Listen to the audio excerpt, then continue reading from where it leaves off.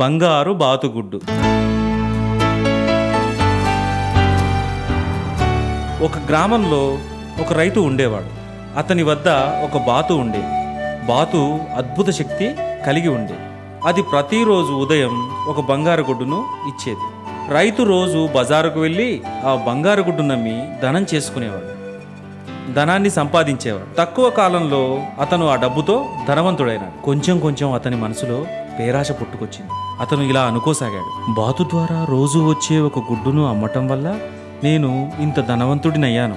దీని అర్థం బాతును చంపి కోస్తే కడుపులో ఇంకా చాలా బంగారు గుడ్లు ఉండవచ్చు. వాటన్నింటినీ ఒకేసారి నేను అమ్మి చాలా డబ్బులు సొంతం చేసుకుంటాను అని పెద్ద కత్తితో బాతు కడుపును కోసివేశాడు.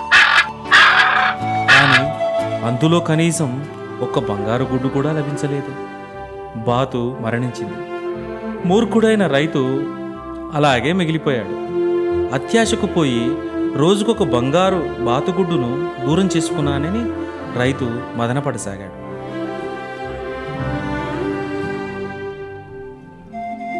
దీని నీతి ఏమిటంటే, దురాశ దుఃఖానికి చేటు.